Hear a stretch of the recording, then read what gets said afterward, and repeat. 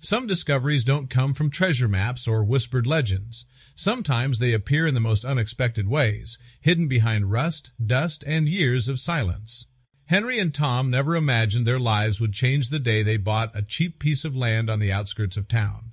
To them, it was just dirt and overgrowth, a blank canvas for the home they dreamed of building. But what lay hidden there wasn't just part of the land. It was part of their own bloodline. The brothers had found the property online, listed at a suspiciously low price. They assumed the ground was worthless, maybe unstable for building, but curiosity won them over. They placed a bid, won it, and set out one morning to see what they had actually bought. Excitement buzzed in the car as they drove through winding country roads. The moment they arrived and stepped through the gate, their hopes dimmed. The terrain was rugged, covered with weeds and broken stone. Tom sighed, already picturing months of back-breaking work, but then they both froze. In the center of the property stood something neither of them had expected, a structure, not a house. Not a barn, but a small rusted shed that hadn't appeared on the property map. It looked forgotten, hunched against the weeds like it was waiting for someone to notice it again. Curiosity sparked between the brothers. They approached cautiously, circling the structure. The heavy doors were sealed shut with a thick chain lock. "What now?" Tom muttered, tugging uselessly at the door. But Henry's mind was already racing. He spotted a steel pipe half buried in rubble nearby. He pried it loose and wedged it between the chain links. With a grunt and a twist, he created a lever strong enough to break the lock. After a few tense attempts, the chain snapped with a metallic crack. The brothers exchanged a look half nervous, half thrilled. The air that poured out as they opened the doors was thick and musty, carrying the smell of a place that hadn't been touched in decades. Flashlights cut through the darkness, beams dancing across wooden walls and scattered debris. Then something caught their eyes. In the back corner, stacked neatly like they were waiting for this very day, were several large boxes. Some were locked, others simply sealed by time. Dragging them outside into the sunlight, the brothers felt like contestants on a storage hunting show. With their hearts pounding, they cracked open the first box. Inside were documents, detailed blueprints, and photographs that looked impossibly old. Black and white portraits stared back at them. A stern man with a heavy mustache, a woman in a corset, and a little girl clutching a doll with eerily glassy eyes. Tom reached into the box and froze. In his hand was the very same doll from the picture, aged, crumbling, but unmistakably real. Goosebumps prickled his skin. "What is all this?" he whispered. Henry scanned the blueprints with fascination. They depicted a sprawling home, far larger than the shed they stood beside. But one detail stopped him cold. Scribbled in the corner were initials RS, enclosed in an upside-down triangle. Something about them felt familiar, like an echo from their own past. The mystery grew unbearable. The brothers packed up the documents and drove to the library, determined to uncover the truth. Hours passed as they combed through archives, searching for any mention of the initials. Nothing. Frustrated but unwilling to give up, they placed an ad in the local newspaper, asking if anyone knew of an RS connected to the land. Weeks crawled by with silence. Just when hope began to fade, the phone rang at Tom's house before sunrise one morning. The man on the line introduced himself as a historian. His voice was urgent. He had seen the ad, and he believed he had answers. Tom's pulse quickened. He dressed hastily, rushed to his brother's house, and together they raced through town as the sky brightened. They arrived at the historian's workshop to find an elderly man waiting, eager to see the artifacts they carried. "Who was RS?" Henry asked breathlessly. The historian adjusted his glasses, studying the initials on the blueprint. Then he looked up, his expression grave.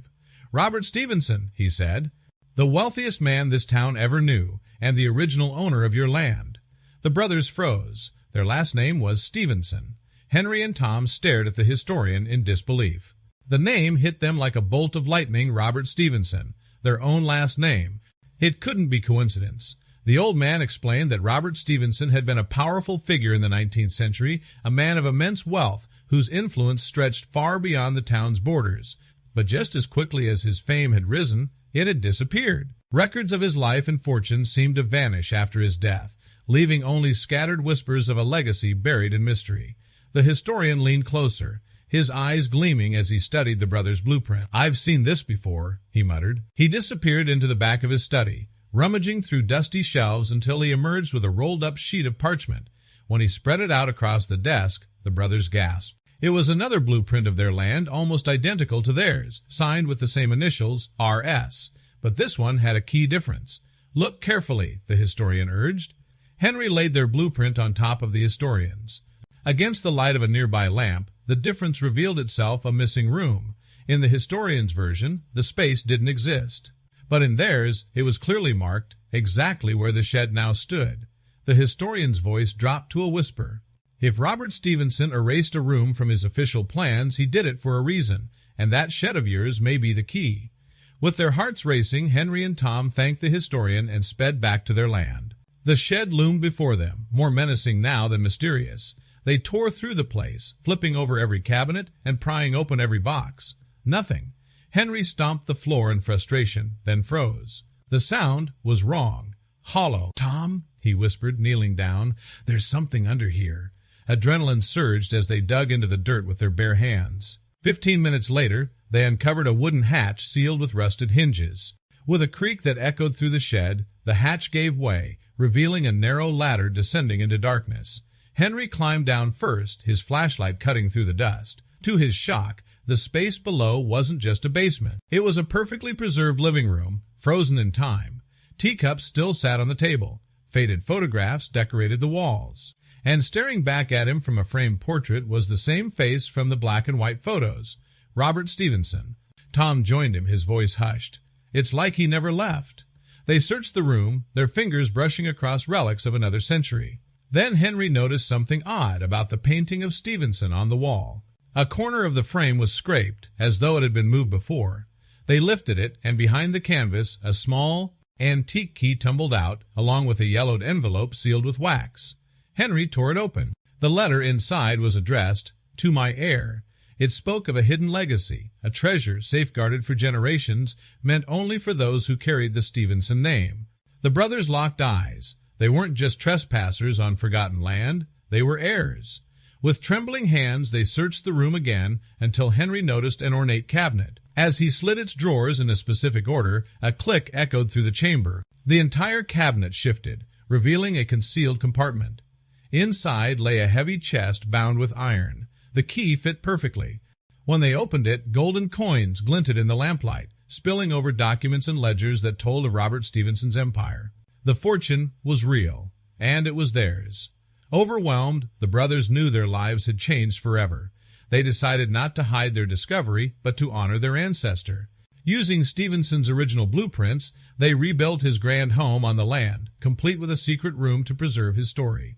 Next to it, they built a small museum where the historian helped display the artifacts, photos, and documents. What had begun as a reckless purchase at an online auction became the bridge between past and present.